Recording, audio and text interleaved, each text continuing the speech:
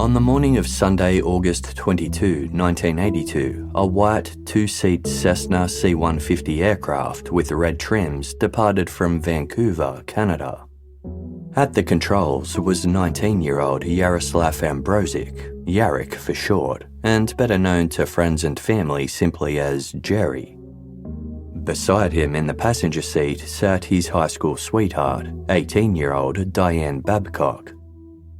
After flying over the rugged, forested mountain ranges east of the city, the Cessna landed at the regional airport in Penticton, an inland city between Okanagan and Skaha Lakes. From the airport lobby, an upbeat Dianne phoned her family to let them know that she and Jerry had arrived safely. The weather was nice, and they planned to visit Skaha's lakefront for a swim before returning to Vancouver later that afternoon. Jerry and Dianne returned to the Cessna at around 4:30 p.m. Before taking off again, Jerry filed a detailed flight plan with Penticton Air Traffic Control, outlining their route home. The couple planned to head west over the small town of Princeton, then north toward the community of Spasm. From there, they would cross Harrison Lake and the nearby resort village of Harrison Hot Springs, before continuing to Pitt Meadows at the eastern edge of metropolitan Vancouver and finally land in the city itself. The journey spanned roughly 200 miles and would take about 2.5 hours. The skies above Penticton were clear just before 6 p.m. when Jerry received clearance for takeoff. With Dianne beside him, he taxied onto runway 34, climbed steadily into the air, and banked left toward Vancouver. The Cessna reached cruising altitude and stayed on course for 10 minutes until it soared out of range of Penticton's air traffic control radar.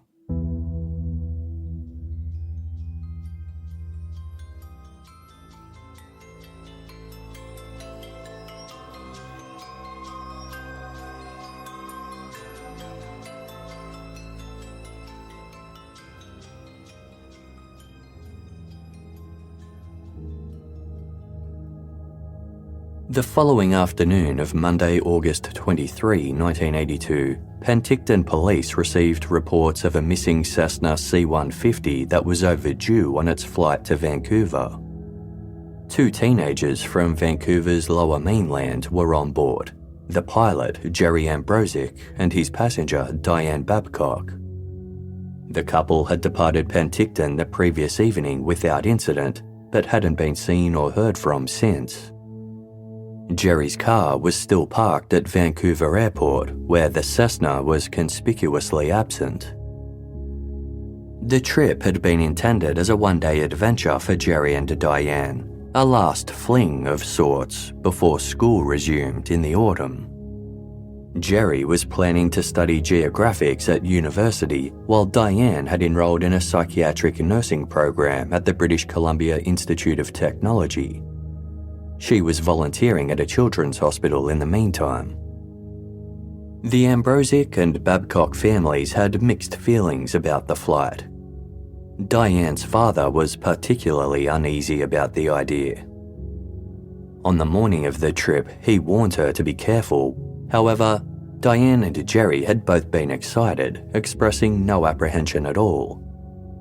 Jerry even turned down his mother's request to attend church that morning, explaining it would cut into his time with Dianne and delay their return until after nightfall. The start of their journey home had been relatively smooth.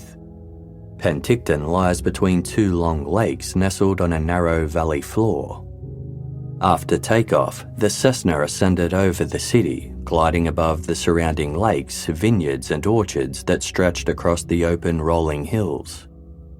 The scenery was as easy to navigate as it was picturesque. Beyond the valley, though, the landscape quickly became far more treacherous. Approaching Princeton, the rolling hills gave way to forested ridges and sharp eroded cliffs. The terrain tightened further at Spasm, with the jagged peaks and sheer rock faces plunging towards the roaring Fraser River. Cedar, hemlock and fir trees covered the slopes, while moss and ferns created a damp, darker atmosphere inside the deep-cut gorge. Further west, Harrison Lake stretched out like a fjord, its deep blue waters framed by more steep forested mountains. At its southern tip lay the small resort town of Harrison Hot Springs, the only sign of civilization in the otherwise vast wilderness. Beyond the mountains, the land flattened into Fraser Valley, where patchwork farmland spread across the plain. From there, the eastern suburbs gave way to Vancouver itself, with its sprawling grid of streets and neighbourhoods stretching out to the Strait of Georgia. Although conditions were ideal when the Cessna took off, it hadn't been spotted over any settlements along its intended route, which immediately raised concerns. Its last confirmed sighting came from the air traffic controller at Penticton who oversaw its departure, but troubling reports were emerging elsewhere.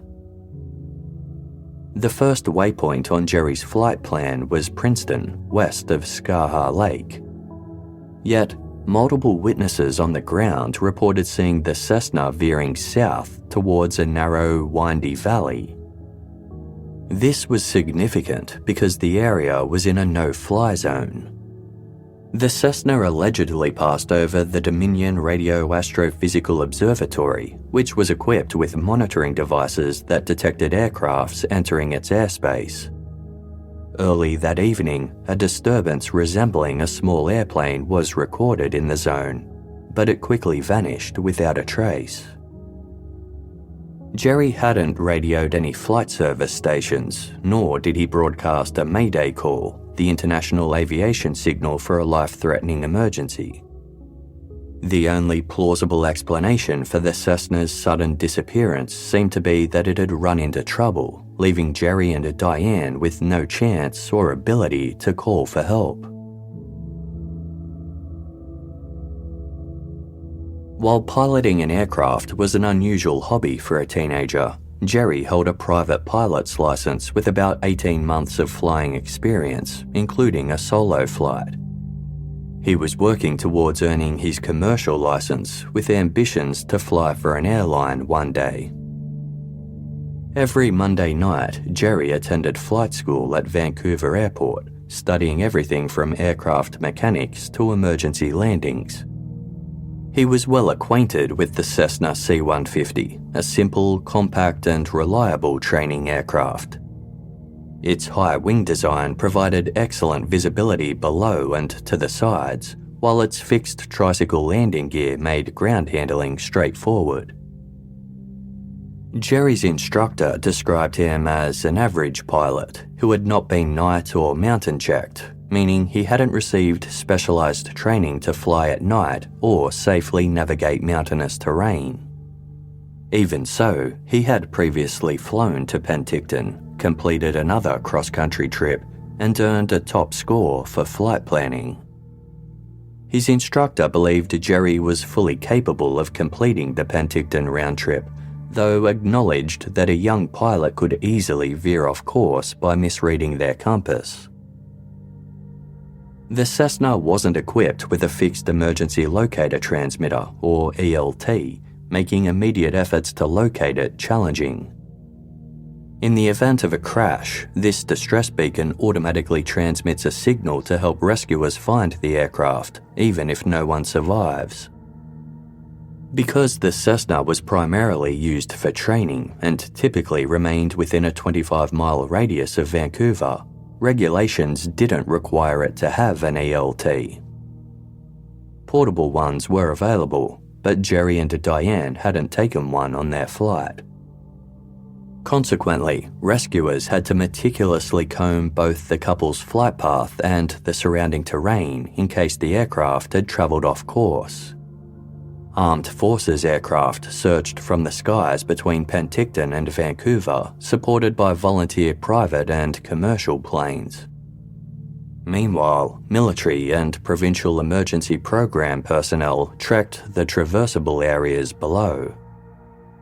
The search had to be conducted 3 times over with negative results before it could be called off, a process that could take 3 to 4 weeks depending on equipment availability and weather conditions. The situation was undeniably grim. A controlled emergency landing was nearly impossible in the mountains, gorges, and forests. A hard crash into trees, cliffs, or water was unlikely to spare the Cessna's occupants, who had only seatbelts for protection. Even in summer, the high mountain elevations were cold, damp, and unpredictable. Anyone who did survive the impact would still face hypothermia, exposure, or dehydration within hours or days. Landing in one of the few open valleys offered the only realistic chance of survival, yet the Cessna wasn't spotted in any of them. A water landing on a lake might have been survivable if the plane hadn't sunk quickly, but the glacial water would have brought on hypothermia within minutes. Survival also heavily depended on a timely rescue, and the wilderness was vast. Even with the dozens of aircraft searching, the wreckage could remain hidden in the dense terrain for days, weeks, or longer. Without a distress signal or radio contact, the odds of being discovered in time were slim. Searchers deployed an electrical parabolic microphone, a device previously used to locate missing children and other lost individuals. If the Cessna had crashed and anyone remained alive on board, the microphone could amplify even the faintest sounds of life. It was used to detect irregular noises throughout the search zone, but produced no worthwhile results. By Monday, August 30, the search had been underway for a week, covering more than 13,000 square miles. No clues and no traces of the Cessna, Jerry Ambrozuk, or Dianne Babcock had been found.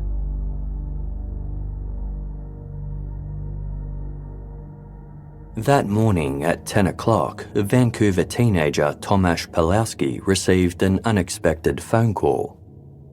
Better known as Tom, he was Jerry Ambrozuk's longtime best friend. Both had immigrated to Canada from Poland, and their family standing within the local Polish community had brought them together. Their close bond, combined with their names, led to people playfully comparing them to the famous cartoon cat and mouse duo Tom and Jerry.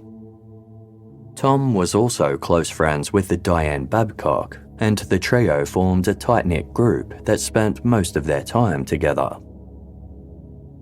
On Monday, August 30, Tom's home phone rang with a collect call from someone who had given the operator the name Luis Gomez. Although Tom didn't know anyone by that name, he accepted the call and was stunned to hear a familiar voice. It was Jerry. Tom couldn't believe it was really him. After all, Jerry and Dianne had now been missing for a week. The voice sounded strange, but after hearing a few words, Tom was certain it was his friend on the other line. The pair normally spoke English, but Jerry switched to their native Polish during the call, making him difficult to understand. Tom missed much of what he said and had to ask him to repeat himself.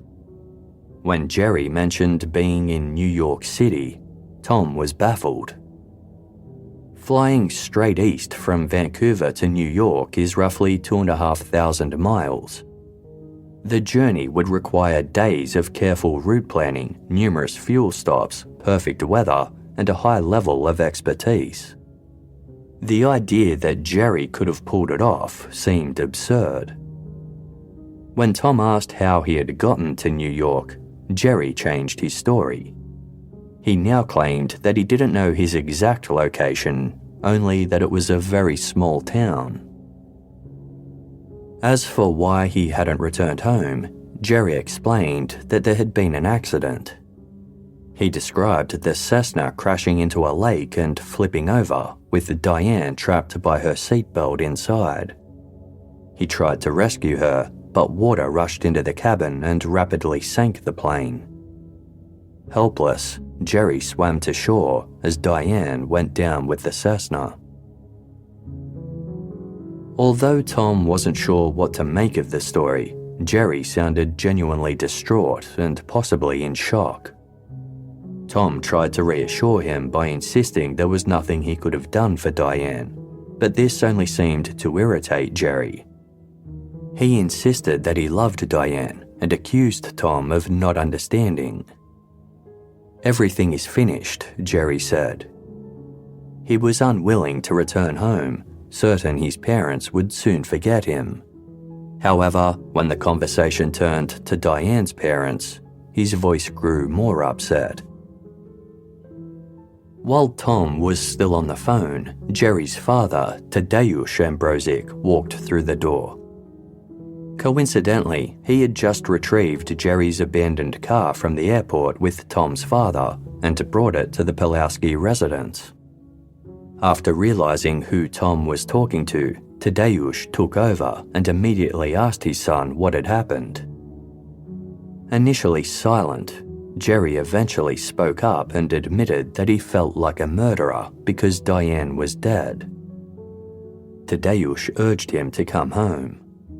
When Jerry resisted, his father promised to find him a lawyer. After speaking with his father for 3 minutes, Jerry appeared receptive to the idea of returning.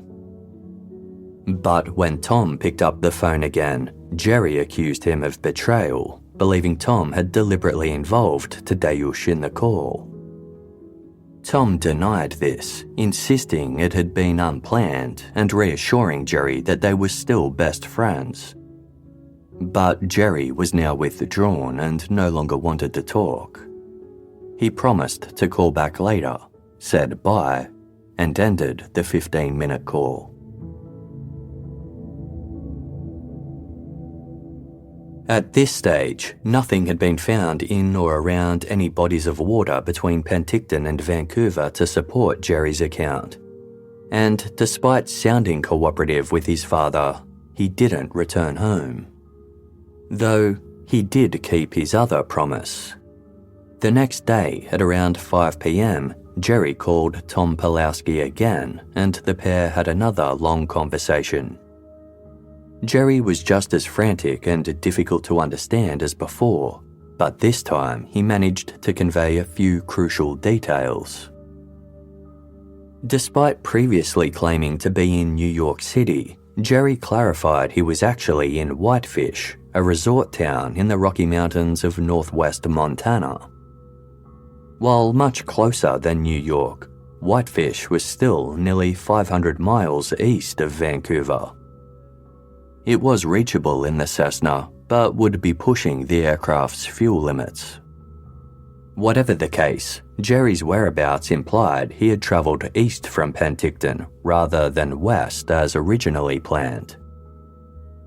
Surprisingly, he wanted Tom to contact the police to tell them where to search for the downed Cessna.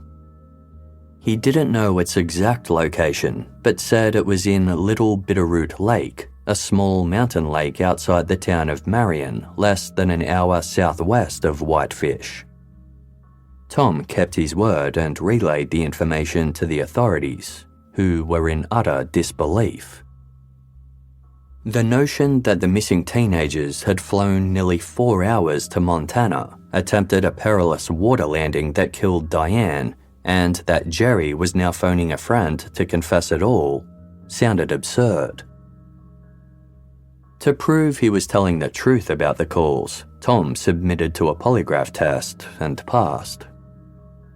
Although Jerry's first call couldn't be traced, records revealed that someone using the name Luis Gomez had been systematically attempting to reach individuals with the surname Pulowski in the days following August 22, before eventually connecting with Tom. The second call was traced to a telephone booth at a bus depot in New York City, not Whitefish as Jerry had claimed. Why he was in New York remained a mystery. He had no friends or relatives in the city. His only connection was through Tom, whose mother lived there. However, she had a different surname and her details were not listed in the telephone book, making it unlikely that Jerry could locate her. Following Tom Pulowski's tip-off, authorities descended on Little Bitterroot Lake. Nestled in a remote valley, the lake stretches roughly 1 mile long and a quarter-mile wide. Its edges are fringed with rocky outcrops, dense undergrowth, and occasional wetlands, while its clear waters mirror the steep forested slopes that rise around it. A few cabins are scattered among the trees, most of which serve as seasonal or vacation homes rather than permanent residences. Although investigators remained skeptical of Jerry's story, inquiries with Montana authorities revealed some unusual information. They'd just recently begun investigating an oily sheen on the surface of Little Bitterroot Lake. There had also been reports of a strange man seen wandering along the shoreline. John Taylor lived north of the lake. At around 11 o'clock the morning after the August 22 flight, John noticed that an old shag rug was missing from his front porch, along with a brand new hammock he'd left folded on an outdoor table. After speaking with his wife, the couple concluded that the items had been taken. While searching the area for the missing items, John encountered a young man. He was wearing a dark hat and white shorts with no shirt. It was odd attire for the depths of the cold forest, where the weak August sunlight barely filtered through the trees. Weirder still, he was soaking wet and carrying a duffel bag. The young man told John that he was just passing through, which struck John as peculiar given that he lived on a dead-end road in the remote wilderness. The young man politely asked if he could build a fire in a neighbour's fire pit. John said it wasn't a good idea and suggested he use a pit on a vacant lot about 900 feet away. The stranger thanked him and went on his way. A short time later, John passed the lot and saw the young man standing beside the fire he had lit. A total of 6 people reported seeing the young man around Little Bitterroot Lake in the week following August 22. He was spotted sitting alone on cabin porches and repeated the line that he was just passing through. When asked by inquisitive teens about some cuts visible on his legs, he claimed a bear had chased him over a hill. When these witnesses were shown a photograph of Jerry Ambrozuk, they confirmed to varying degrees that he was the person they'd encountered. However, some noted a discrepancy. The man they saw had no mustache, whereas Jerry did in the photo. At no time was a young woman seen with him. Because the local community kept their surroundings pristine, investigators quickly noticed a few out-of-place items. One was a green plastic garbage bag sealed with black tape but torn open at the side. They also found the clear plastic cover of a disposable razor. Among the remnants of the stranger's campfire were the charred remains of a radio microphone cord and a gust lock used to keep a parked plane from moving in the wind. Both items were from a Cessna C150. Local reports from the night of August 22 varied. Some residents heard nothing unusual, while others recalled a loud noise like metal or tin falling rapidly. According to Jerry Ambrozuk, the answer to the mystery lay at the bottom of a Little Bitterroot Lake. The task ahead was arduous. Chilly, blustery weather made entering the choppy water a challenge. The lake was fed primarily by snowmelt from the surrounding ridges, making it freezing cold. Its bottom was also extremely rugged, resembling a mountain range, with the deepest point reaching 260 feet. A layer of silt blanketed the lake's floor, ranging from 2 to 16 feet thick. Based on the probable flight path from Canada, the Cessna likely approached Little Bitterroot Lake from the north and went down somewhere in the south. Authorities spent a week scouring the southern half of the lake, but found no trace of the aircraft. A local sheriff told the media they would search until we feel we have done the best we can to search the whole lake. Still, the possibility that Jerry had deliberately misled them lingered.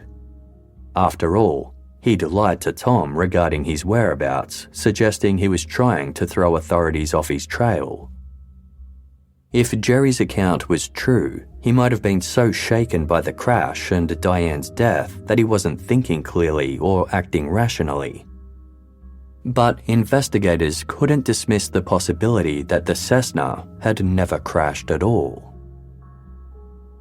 While Dianne's loved ones clung to hope that she was still alive, others skeptical of Jerry's story wondered whether the Little Bitterroot Lake lead was a calculated diversion to obscure the truth of what really happened to the pair. As the investigation deepened, more peculiar clues and theories emerged. A witness at Vancouver Airport recalled seeing Jerry and Dianne at the fuel station before takeoff. They were studying a map and were overheard mentioning a destination possibly starting with K or C and ending in the letter A, which didn't align with anywhere listed on their flight plan. Right before takeoff, Jerry hurried back to his car to collect a duffel bag, joking to the witness as he passed by, "I can't forget this, it's very important." He and Dianne were also observed reorganizing items from the plane into bags, leading investigators to speculate whether they had been transporting something unusual, possibly even smuggling. Another theory came from classmates and friends of the couple. Jerry and Dianne had been going steady for about 15 months and were, by all accounts, happy together, though discreet about their romance. However, their parents weren't as thrilled by the pairing. The Ambrozuks had hoped Jerry would date a Polish girl, while the Babcocks rarely engaged with Jerry at all. They appeared in denial about the relationship, insisting the pair were just close friends and objecting to how late Jerry sometimes brought Dianne home. The couple were compared to Romeo and Juliet, the timeless tragedy of young lovers doomed by their disapproving families. This fueled speculation that Jerry and Dianne had fled Vancouver to be together, free from parental expectations. Perhaps Jerry had concocted a scheme to convince the world Dianne had perished, hoping the search would be called off. Dianne's father strongly rejected this theory, telling the media that the teens had no reason to elope. He insisted that if they had truly wanted to be together, they would have been able to do so with support in Vancouver.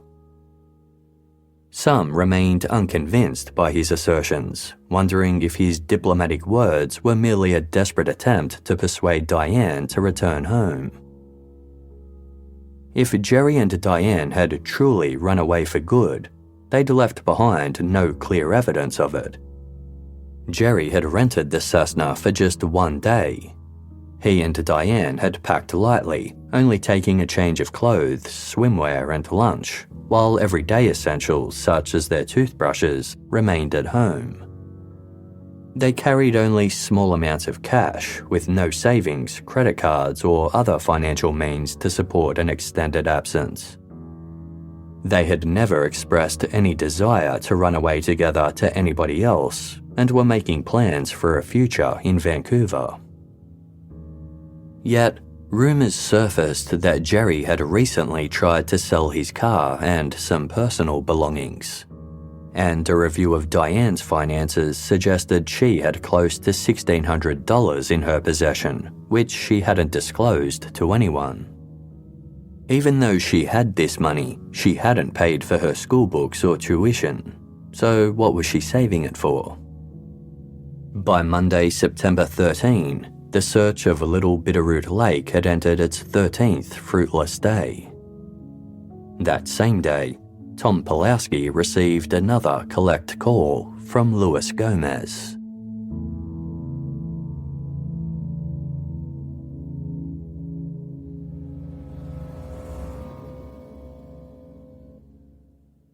Case File will be back shortly. Thank you for supporting us by listening to this episode's sponsors. Thank you for listening to this episode's ads. By supporting our sponsors, you support Case File to continue to deliver quality content.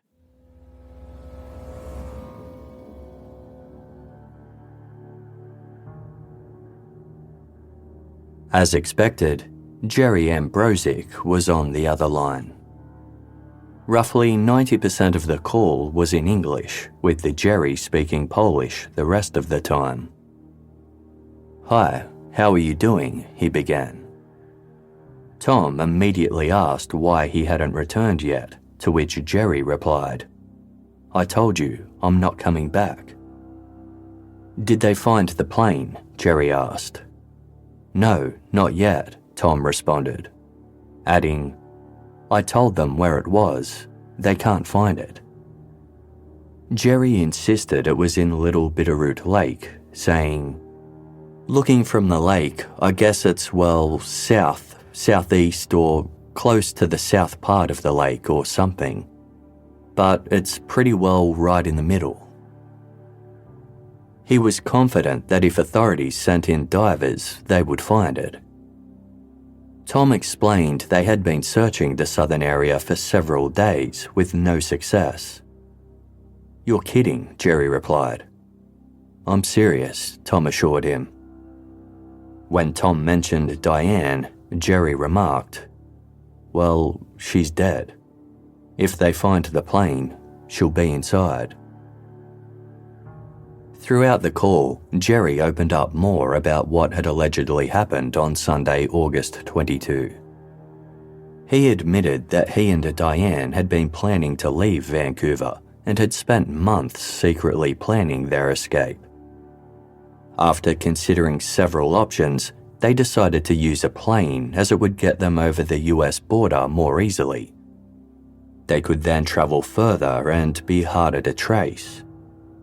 They had no intention of returning to Canada, going so far as to provide a fake flight route home to avoid suspicion and give the impression that they must have crashed somewhere along the way. They'd hoped that after a week of searching, everyone would assume they were dead and give up looking for them. They planned to take the Cessna as far as its fuel would allow, then put it down on a lake before continuing their escape on foot. Jerry's flight instructor had once explained that in the event of an emergency water landing, a plane could float for 10 to 30 minutes. This would provide the couple enough time to gather their belongings, disembark, and reach the shore in an inflatable two-man raft, leaving the Cessna to sink and vanish. Once on land, Jerry and Dianne intended to hitchhike to New York City, reasoning that its size would allow them to blend in unnoticed. Once they had gathered enough supplies, they would proceed to their ultimate goal of relocating somewhere remote to live off the land. Using topographical maps, they'd calculated the maximum distance they could cover from Penticton and identified large bodies of water within range. Timing was everything. If they left too early, much of the journey would be in daylight, increasing the risk of detection. Too late, and the darkness would make it nearly impossible to safely navigate through the mountains or pick out landmarks below. They settled on Flathead Lake in Montana, far enough away to give them a substantial head start and so far off course that no one would suspect they could have ended up there. Although they understood the risks of a water landing and had no opportunity to practice it, they spent countless hours discussing every detail, including their exit strategy. Jerry used his flight training to practice aerial maneuvers and emergency recoveries such as stalls, spirals, and engine failures. To prevent their families from suspecting that their trip would last longer than expected, they deliberately left behind many essentials. Each packed only a small bag of items to get them through their first few days on the run, including a razor, hair dye, and a hair perming kit to alter their appearances. After touching down in Penticton, the couple wandered over to a grassy patch near the runway and spread out their spare clothes as a makeshift picnic rug. For the next several hours, they ate lunch, watched aircraft come and go, and studied their navigation maps while going over their plan one last time. Back at the Cessna, they sealed their travel bags in garbage bags and changed into their swimwear in preparation for the lake crossing. Once in the air and out of range of Penticton's air traffic control radar, Jerry and Dianne followed their secret route south, navigating with the Cessna's flight instruments to remain below US border radar and away from checkpoints and observation towers. However, as they approached Flathead Lake on the night of Sunday, August 22, the numerous lights from nearby residences deterred them, and they quickly switched to a more remote location. They settled on Little Bitterroot Lake, which was 25 miles closer and secluded enough to avoid detection. It was also small enough that swimming to shore would be feasible if necessary. No one nearby would have heard the plane approach as Jerry killed the engine during the final descent. He planned to stall the plane and glide it gently onto the water's surface, but the Cessna was now low on fuel and the pitch-black night severely limited visibility. As Jerry descended from the north, he realized his timing was off and feared he was coming in too close to the southern shore. He unfastened his seatbelt, trusting that his tight grip on the controls would keep him in place, and attempted to slow the plane by dragging the tail along the water, a technique he'd learnt in flight school. But he miscalculated. The Cessna's wheels hit the water first, which felt like hitting a brick rock, and caused the aircraft to immediately flip over, propelling Jerry through the plastic windshield. The next thing he remembered was tasting blood as he desperately tried to orientate himself in the dark, freezing water. He had sustained injuries, including a bleeding nose, cuts on his legs, and a suspected broken rib. Meanwhile, Dianne called out for help. Jerry shouted to her, asking if she was okay. "Yarrick," she replied. "I can't get my belt off." He then realized she was trapped inside the Cessna, strapped into her seat. The seatbelt consisted of a harness across her chest and a strap across her waist secured by a buckle she couldn't release. Jerry himself wasn't even sure how to unlock the mechanism.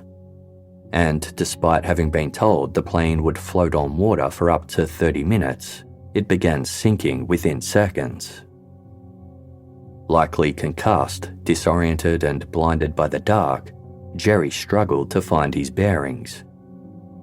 He crawled over the aircraft towards the passenger door, but just as he managed to open the door, water rushed into the Cessna's cabin as if a dam had burst. It surged around Jerry's head, filling his mouth and blinding him. Frantically, he reached inside for Dianne, but couldn't feel her. He suddenly realized the impact had flipped the plane, reversing the pilot and passenger sides. Dianne was suspended upside down on the other side of the cabin. Within 20 seconds, the Cessna sank beneath the surface of the lake, taking Dianne with it. Referring to the botched landing as the stupid thing, Jerry admitted on the phone to his friend Tom Pulowski that it was mostly his fault. Yet, he also criticized Dianne, adding, "Her big fault is she couldn't even take the seatbelt off." Jerry noted how there was so much emphasis on the importance of seatbelts, yet the one time he didn't wear his and Dianne did, it saved his life and killed her. Crazy, isn't it? He told Tom. Real ironic. After watching the Cessna vanish, Jerry treaded water in a circle for what felt like an eternity, hoping Dianne would eventually resurface. She never did. Once the adrenaline wore off, Jerry realized he was numb with cold. Remarkably, the garbage bag containing his duffel of belongings floated out of the Cessna. He used it to stay afloat as he swam the mile to shore. Sitting alone in the woods, freezing and in shock, he felt as though he was stranded in the middle of a desert with no compass or water. He visited a nearby cabin, stole a rug and hammock to keep warm, then spent the rest of the night curled up and struggling to sleep. The next morning, Jerry encountered a local man who advised him to light a fire at a nearby pit. He used it to incinerate most of the evidence of his and Dianne's plan that had been in his duffel bag, including their navigational maps and items removed from the Cessna's glove compartment. He also burned his ID, having decided to continue with the original plan as intended, even without Dianne. His bag contained a few items to kickstart his journey, including cash he'd saved up, some spare clothes, a few cans of food, and a razor he used to shave off his mustache. Despite his desire to leave everything behind, he couldn't abandon Dianne at the bottom of the lake. He therefore kept one map showing the Cessna's location, and after wandering aimlessly through the forest for several days, he began his journey to New York. Once in the city, he used a phone booth to call various Pulaski listings in the phone book until he finally reached Tom.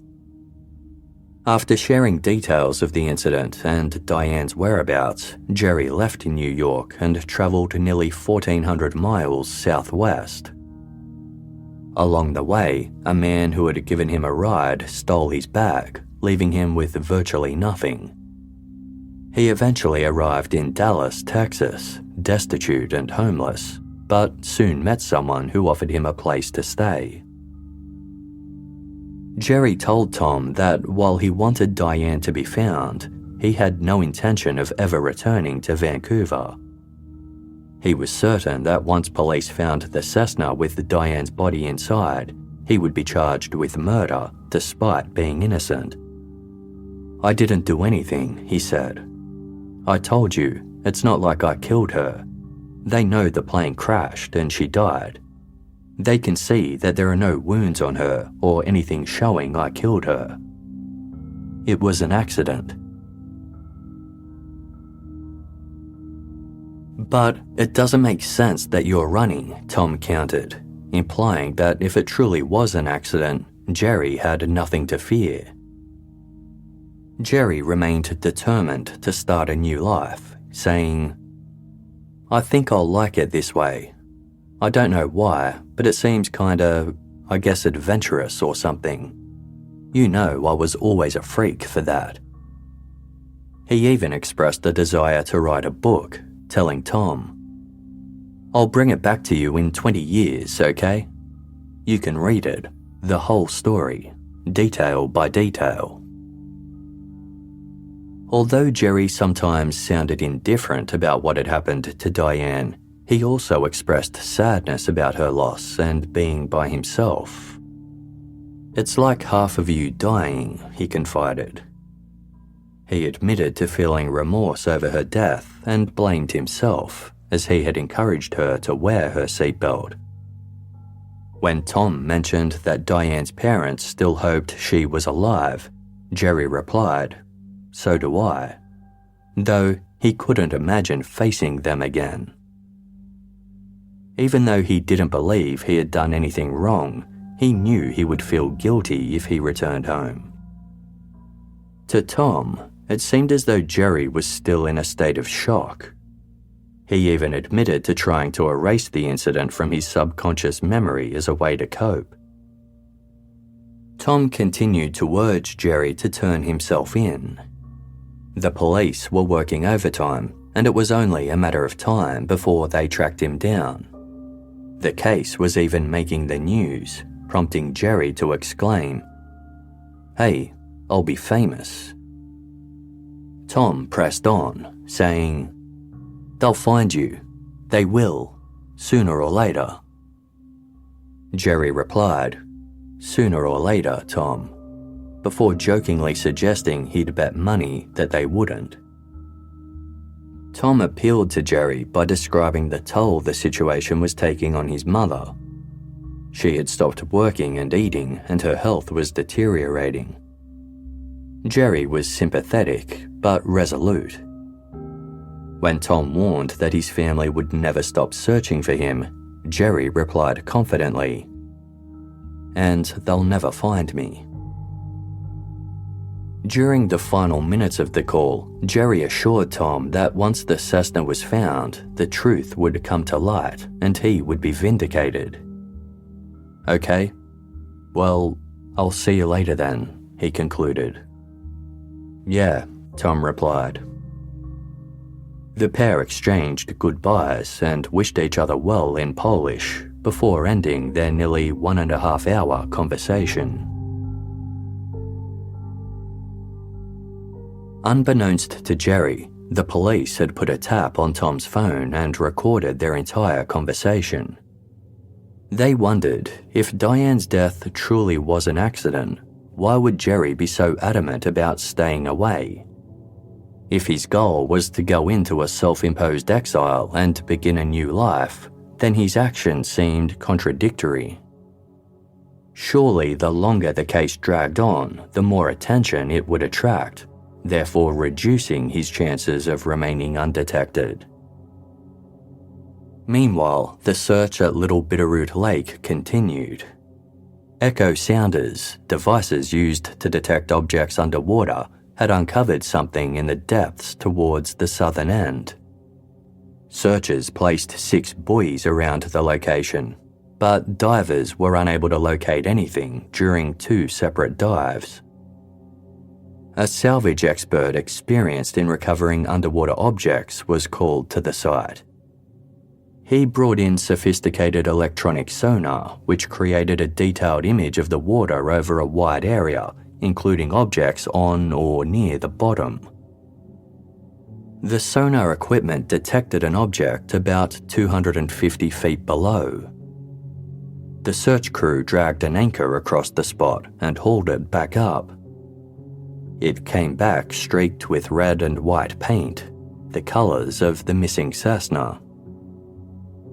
A remote-controlled submersible camera was then lowered into the water, transmitting a live feed to a monitor on a pontoon boat above. The camera's propellers stirred up the thick silt, clouding visibility and resulting in no further breakthroughs. The camera was redeployed the following day of Thursday, September 16, 3 days after Jerry Ambrozuk's third call. This time, the unmistakable outline of the missing Cessna came into view, resting intact on the lake bed. Apart from the pilot's side door being open and some damage to the tail fin, the aircraft looked almost undisturbed, positioned upright as if it had simply been parked there. The camera soon revealed the body of 19-year-old Dianne Babcock inside the Cessna's cabin, perfectly preserved due to the cool temperatures of the water. Salvage crews raised the aircraft, and just as Jerry had described, Dianne was strapped into the passenger seat. Her long hair was caught in the closed passenger door. Her shoulder harness hung loose, but her lap belt remained fastened, twisted with the buckle reversed, holding her securely in place. An autopsy determined that Dianne had sustained a bruised forehead, a broken collarbone, and a neck fracture likely caused by the shoulder strap during impact, though her cause of death was drowning. The autopsy also revealed that in the days before the flight, Dianne had undergone an abortion. This came as a surprise, as she had not mentioned it to her family. Also recovered from the Cessna was an inflatable raft, tools, survival gear, sleeping bags, and a backpack in a green garbage bag that contained the few belongings Dianne had packed for the trip, including a change of clothes, some food, and a roll of toilet paper. Among these items were a bottle of hair dye and a hair perming kit. They lent credence to Jerry's account that the pair had planned to disguise themselves and start a new life together. Speculation had run rife that the Cessna might have been carrying illicit drugs or other incriminating items, suggesting an alternative explanation for the incident. However, no such evidence was found. US federal aviation inspectors thoroughly examined the aircraft and discovered no signs of mechanical failure or any other factor that could explain the crash. They ultimately concluded that the Cessna had gone down as the result of a botched landing attempt, just as Jerry had described. The aircraft was not designed for water landings, and it appeared that Jerry had misjudged both his altitude and angle of descent. Even expert pilots attempting night landings on smooth, reflective water found the task extremely challenging. Not everyone was convinced it was an accident. Dianne's family couldn't reconcile that their intelligent and compassionate daughter would choose to run away. Dianne was preparing to go to school the next day, her mother pointed out. The Babcocks made public appeals for Jerry's return, believing he's the only one who really knows what happened. They wondered why he was still running if he had nothing to hide. He had volunteered information about Dianne's whereabouts, details that might never have surfaced had he remained silent. Doing so placed him at the center of a police investigation, but that hadn't deterred him. This made for a puzzling contradiction. Another pressing question remained. What motive could Jerry have had to harm Dianne? There were no reports of any conflicts between the couple. There was no life insurance policy or inheritance involved. No shared finances, property in dispute, or children to fight over. And was it really plausible that a 19-year-old could or would plan such an elaborate crime months in advance? Using an aeroplane as a murder weapon was a unique idea, but it was fraught with uncontrollable variables that would make predicting and executing such a scheme nearly impossible. Then there was the fact that Jerry had invited Tom Pulowski on the Penticton trip, a detail the two referenced during their recorded phone call. Why would Jerry consider bringing another person along if he intended to kill Dianne? Whatever the case, many felt that if Jerry had any compassion, he would return to Vancouver and face the music. Authorities were divided in their assessments of the case. Canadian officials accepted Jerry's account, and although they initially pursued him for the theft of the Cessna, they ultimately dropped the matter. In contrast, American authorities remained highly suspicious and weren't willing to let the case go. Firstly, his account appeared far from a tale of star-crossed lovers fleeing disapproving parents. On the recorded call to Tom Pulowski, Jerry admitted, "It's not that we wanted to run away from home, we just wanted to get away." He vented that he had suffered for the past 18 years, claiming his parents yelled at him daily, constantly badgered him to get a job, and criticized everything he did. They never spoke openly and affectionately like a normal family, leaving many things unsaid.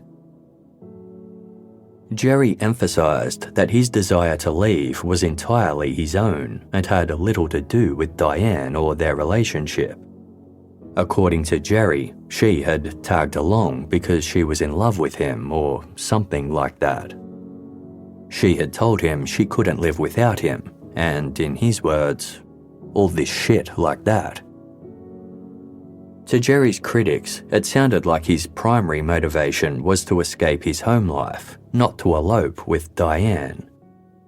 In his account, she came across as the devoted, almost desperate partner who was deeply in love with him, while he seemed far less invested in their relationship. Critics also questioned why Dianne had struggled to release her seatbelt, which functioned no differently to a standard car seatbelt. The buckle wasn't jammed, and there was no evidence of any malfunction. Dianne's fingers were carefully examined for bruises, cuts, or broken nails, signs that she had desperately tried to free herself, but none were found. Speaking about the case for Dateline's program At the Bottom of the Lake, Detective Pat Walsh said, "Imagine being in a craft that's sinking and you're holding your breath and you're scrambling. You know the belt's stuck. You can't get that belt free.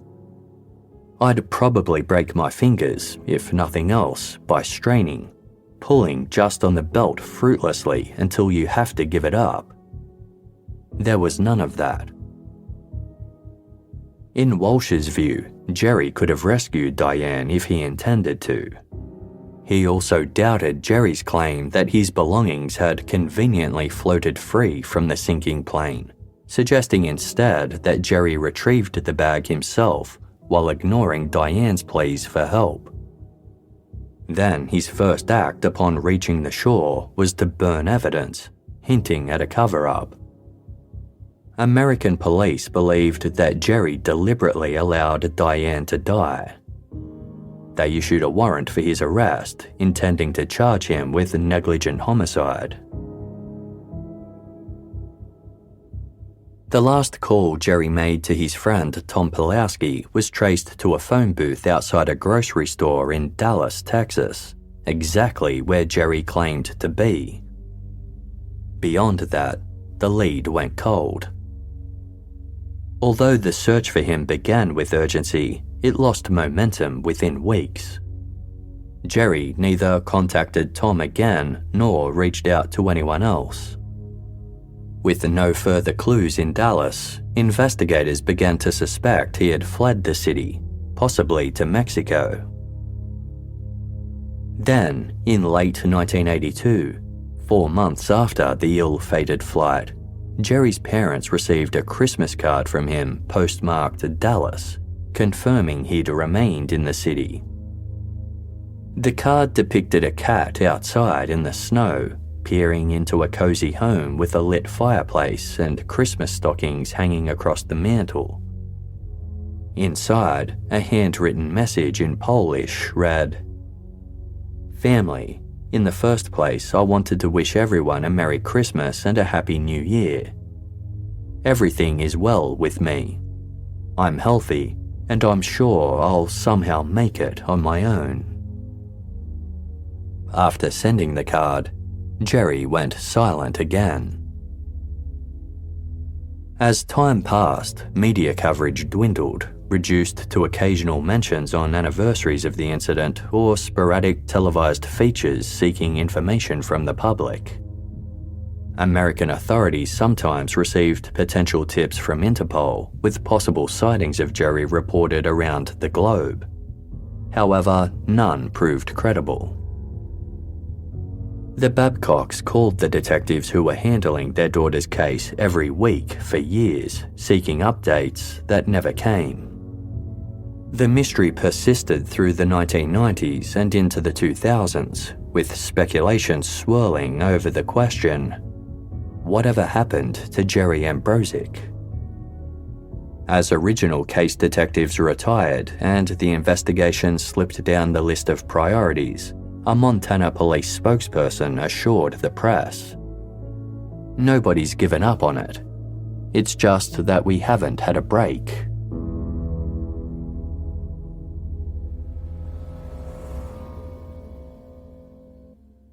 Casefile will be back shortly. Thank you for supporting us by listening to this episode's sponsors.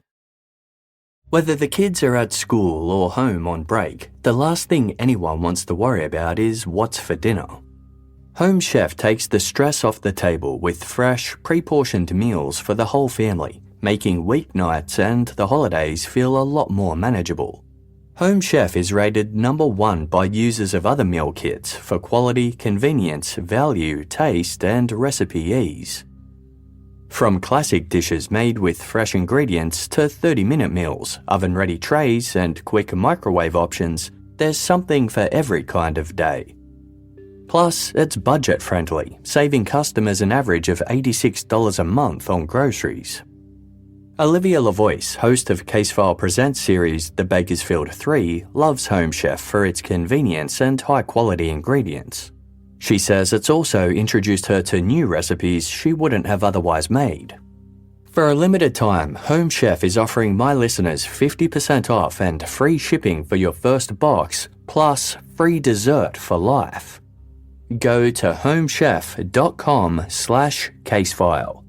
That's homechef.com/casefile for 50% off your first box and free dessert for life. homechef.com/casefile. Must be an active subscriber to receive free dessert. Thank you for listening to this episode's ads. By supporting our sponsors, you support Casefile to continue to deliver quality content.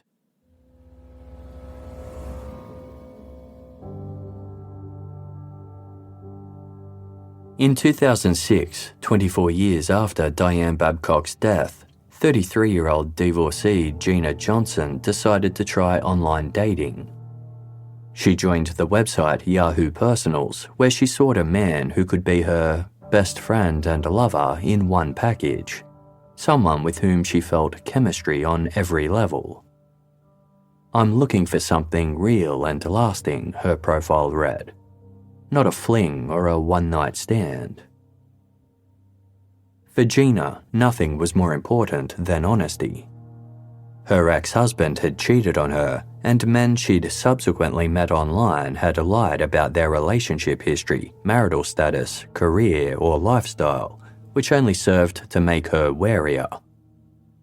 On her dating profile, she clearly outlined her values. Do you understand the importance of mutual trust, respect, and teamwork in a relationship?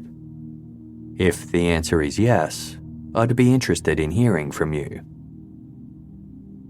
Soon, the profile of a 34-year-old fellow Texan named Michael Smith caught Gina's eye.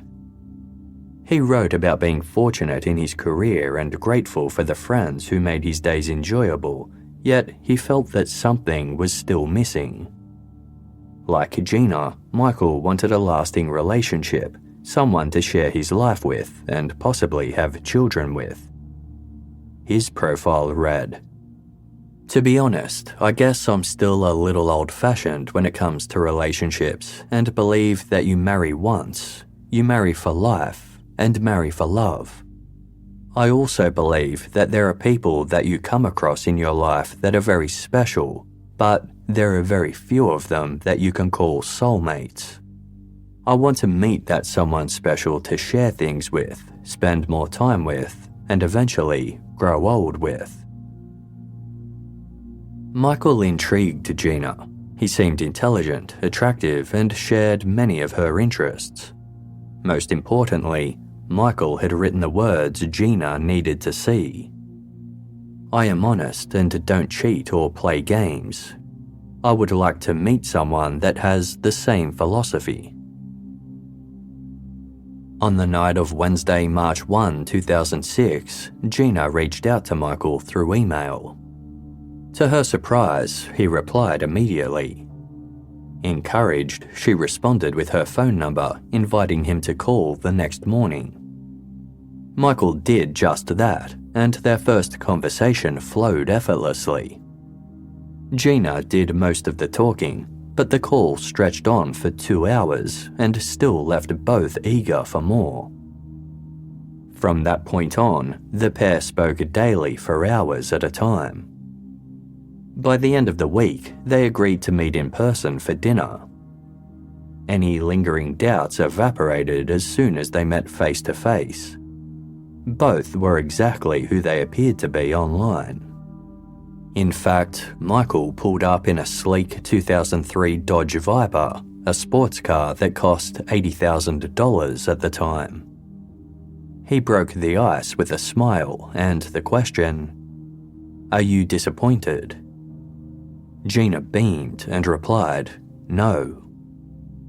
When she asked the same, he looked her up and down, grinned, and said, "No, definitely not." Their first date was going well when Gina suddenly noticed something peculiar. As a failure analysis technician for a major semiconductor company, she was trained to spot small inconsistencies and examine them further. Her eyes landed on a ring on Michael's finger. It was a class ring from the University of Texas, awarded when he completed a bachelor's in aerospace engineering. Although Michael's online dating profile suggested he and Gina were only a year apart in age, the year inscribed on his ring indicated he had graduated college the same year she'd finished high school. "Wow," she remarked, "you must be really intelligent." Michael smiled broadly, then quickly changed the subject. Gina didn't press the matter further, but the strange observation lingered in her mind. Over the following month, the two grew closer and shared personal stories with one another. Michael confided to Gina that he had only ever been in love once, with a girl he had known in his teens. He said she'd died tragically in a plane accident, and he was left heartbroken. Despite this, he worked hard to build a successful life, channeling his interest in computers into a highly successful software company. His upscale home in the city of Plano boasted a massive theatre system, multiple big-screen televisions, a California king bed, a swimming pool, and a hot tub. Alongside his Dodge Viper, he had a prized 1996 Pontiac Firebird Formula and a 1981 Chevrolet Corvette. He travelled the world and owned 2 additional lakefront properties. Michael was currently working on a project for Honda Formula One, which supplied engines to various auto racing teams. He had an upcoming business trip to Japan, and Gina excitedly agreed to accompany him. To Gina, Michael was a considerate, calm, and patient man who respected her boundaries and genuinely enjoyed her company. However, when they first became physically intimate, Gina noticed something else odd. Certain features of Michael's body suggested he was older than 34. Later, when he remarked that he looked good for his age, Gina replied honestly. He was initially displeased, but as the conversation continued, he reluctantly acknowledged, "Well, actually, I am older." Gina was furious. She had made it clear to Michael from the beginning how much she valued honesty. Demanding the truth, she asked, "How old are you really?" He admitted he was actually 43 and that he hadn't found the right moment to tell her sooner. While Gina felt some empathy for Michael, she remained guarded. Later, Michael opened up more about his high school sweetheart, explaining she hadn't died in just any plane accident. It had been a flight where he was the pilot. He shared how they had been deeply in love and concocted a daring plan to elope by plane. Teary-eyed, he described how the plane sank in a lake with his girlfriend trapped inside. When he mentioned arriving in Texas and obtaining a new ID, Gina asked, "Is Michael Smith even your real name?" He hung his head, shook it, and then confessed that his real name was Jerry Ambrozuk, before clarifying that he went by Jerry. That night, Gina typed Jerry Ambrozuk's name into Google. The first result was a newspaper article from Montana's Daily Interlake, headlined, "Pilot Holds Answers in Woman's Death." The story read, a Canadian, Jerry Ambrozuk, was 19 when his brief and unexpected trajectory through Montana set off a nationwide manhunt and a quest for answers about what happened here on August 22, 1982. Ambrozuk piloted a Cessna 150 from Penticton with his girlfriend, Dianne Babcock, 18, in the passenger seat. They somehow veered into Montana on their way to Vancouver. The plane and Babcock wound up at the bottom of Little Bitterroot Lake. Ambrozuk has evaded law enforcement's questions ever since. Gina Johnson became even more unnerved upon reading that Jerry was wanted for negligent homicide. She felt compelled to confront him, but based on the story he'd told her about the incident, she wasn't entirely sure of his guilt. And admittedly, she still wanted to accompany him on the all-expenses-paid trip to Japan. Gina knew she had to address the matter before they left. She called Jerry and told him what she'd discovered. He calmly asserted his innocence without defensiveness and spoke wistfully about wanting to return to Vancouver, reunite with his family, and live openly without hiding his true identity. Gina suggested that if he was truly innocent, he should turn himself in.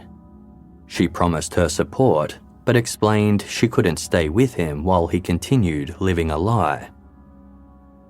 Jerry replied that he simply wasn't ready. In the lead-up to the Japan trip, Gina wrestled with conflicting feelings. The trip itself was ultimately marred by the growing tension, and by the time Gina and Michael returned to the US, their relationship was effectively over. Gina couldn't make peace with his deception, and they parted ways. Months passed, yet not a day went by without Gina thinking of Jerry Ambrozuk. If he was truly innocent, why was he so hesitant to turn himself in?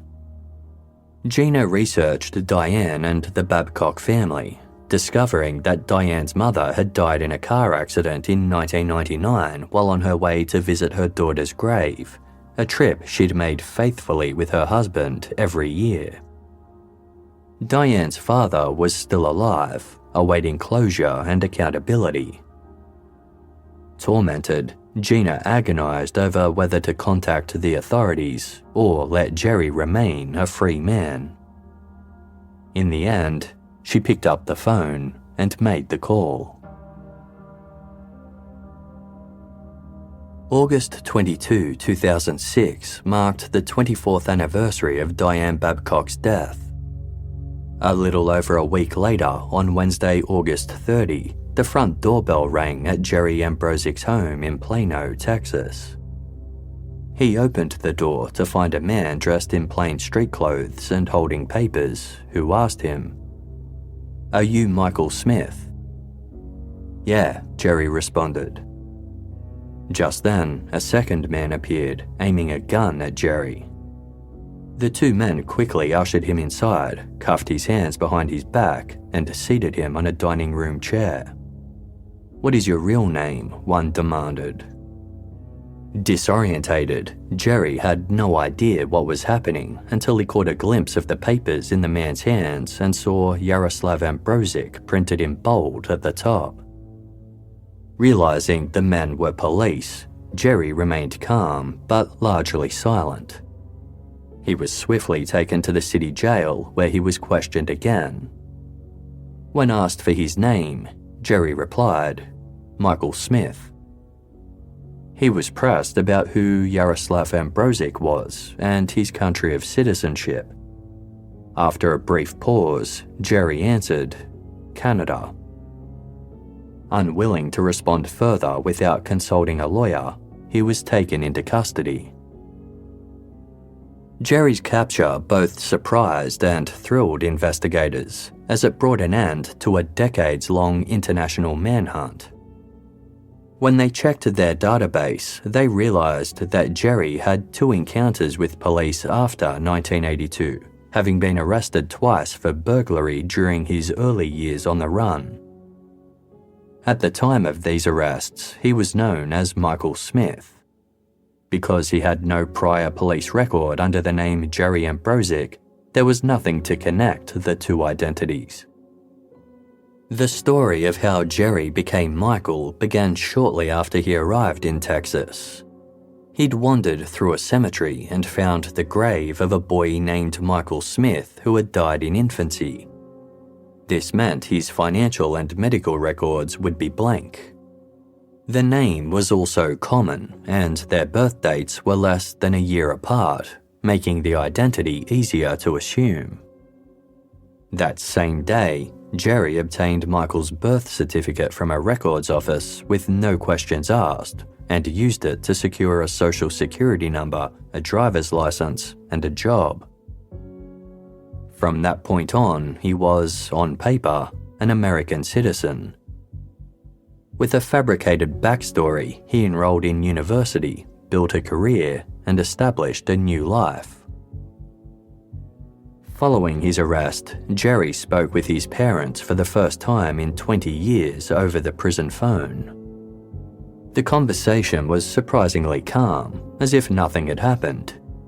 His parents picked up right where they had left off, updating him on everything he had missed. They shared that they had prayed for him every day and never moved from their home so he could always find them if he returned. Overwhelmed, Jerry broke down in tears.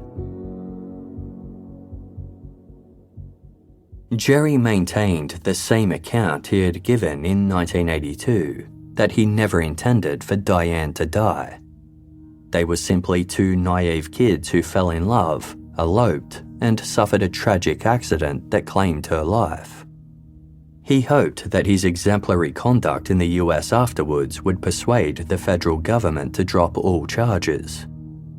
His case was supported by 25 character references, including one from his old best friend, Tom Pulowski. Yet, the US government was unmoved, adding counts of criminal mischief and criminal endangerment, as well as negligent homicide. Jerry was prepared to fight the accusations, but just before trial, he accepted a plea deal. He pleaded guilty to criminal mischief and criminal endangerment in exchange for the negligent homicide charge being dismissed. He received 2 concurrent 10-year sentences, all suspended, meaning he served no prison time for Dianne Babcock's death. He did, however, spend 4.5 months in federal custody for passport fraud. He was also ordered to pay approximately $34,500 in restitution and fines, including court costs, damages to the owner of the Cessna, and $5,000 to Dianne's family to help cover funeral expenses.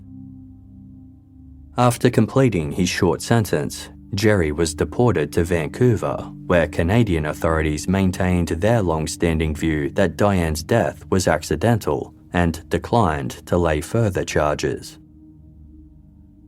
To this day, the circumstances surrounding Dianne Babcock's death remain a matter of debate and interpretation. Without Dianne to share her side of the story, any conclusions drawn about the case remain purely speculative. Some see the case as Jerry Ambrozuk intended, a Romeo and Juliet-esque love story with a tragic ending.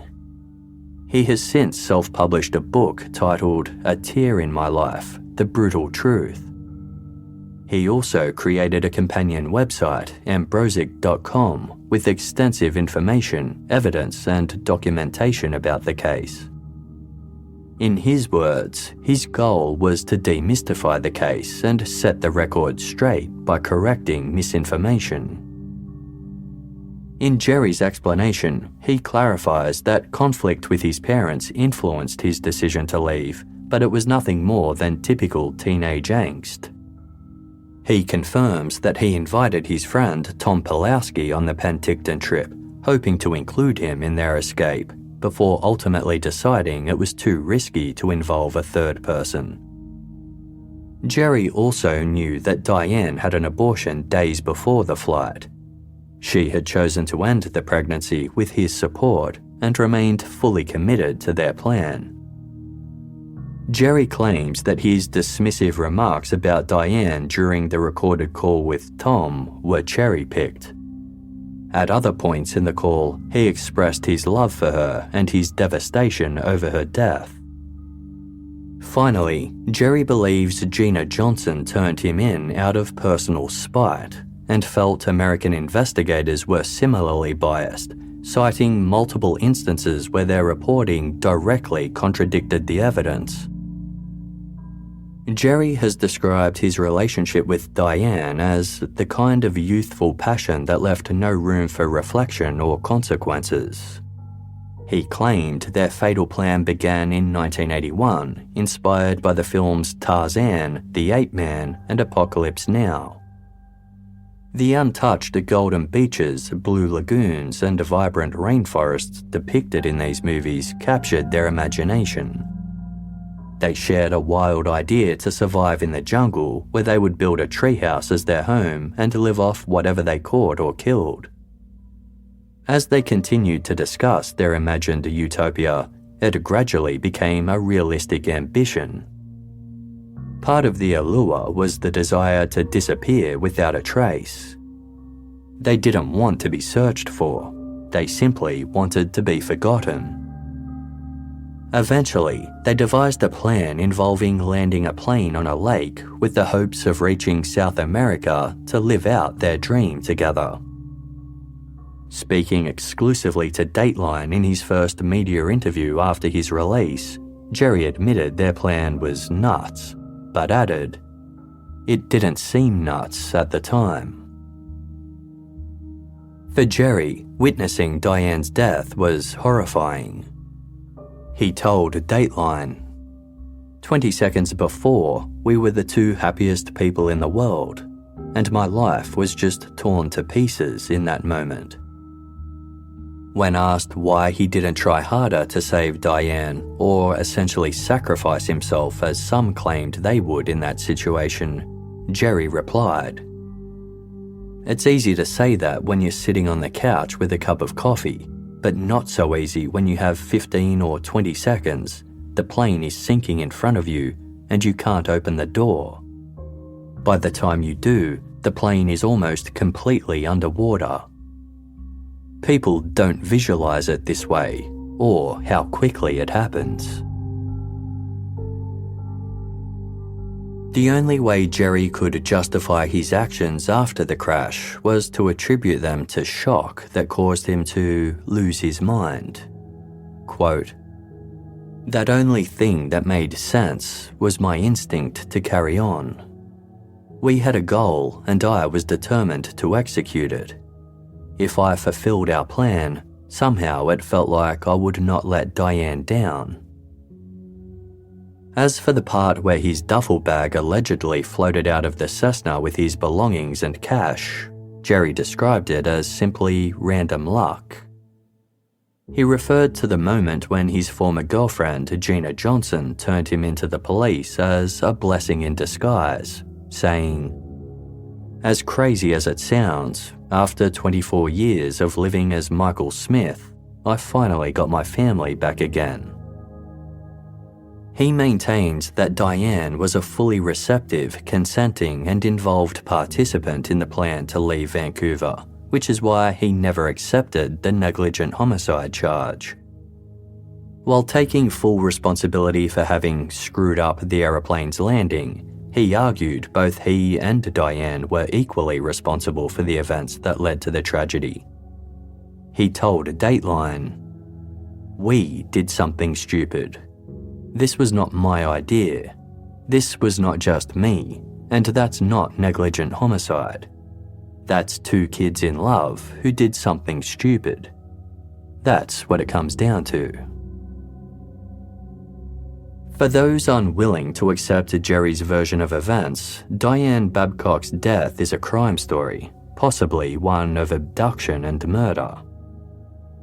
This belief is still held by US authorities, as well as the Babcock family, who pushed for Jerry to face prison. They believe Jerry is hiding deep, dark secrets and view him as a sociopath, pointing to the lavish life he built as evidence that he was not a grieving man mourning the love of his life. Lingering questions remain, such as how Dianne's hair came to be trapped in the Cessna's passenger side door if Jerry claimed he had mistakenly opened the pilot side. Detective Pat Walsh told Dateline, "I think he took advantage of an opportunity and let her go down, or just didn't try. He saved himself and not her. One of the two things happened. I don't know how you can explain it any other way." Jerry's lawyer offers a different perspective. The only thing they can prove beyond reasonable doubt is that he left, that he ran away. He did make the wrong decision, but it was an understandable decision, a forgivable decision. Jerry told Dateline that he found the Babcock's attitude towards him appalling, and their assertions against him slanderous. Nevertheless, he offered both them and his family an apology, which he read aloud in court. "I now know the hurt and the pain that I have caused my family and the Babcock family with my foolish ideas that resulted in the loss of Dianne Babcock. There is no apology sufficient enough to erase the pain and suffering of all those involved. But I would also like to say that the one and most important reason I could not come forward earlier is because of the pain and sorrow in my own heart due to the loss of Dianne, whom I still cherish and hold dear to this day. I am hopeful that someday the Babcock family will be able to find peace. I am very sorry for all I did and did not do in their eyes. I ask God to help us all and that He may someday allow them to forgive me." During his interview with Jerry Ambrozuk, Dateline host Keith Morrison remarked, "This is one of those kinds of cases where, really, you're the only person on the planet who knows the truth." After a moment of silent nodding, Jerry calmly replied, "True.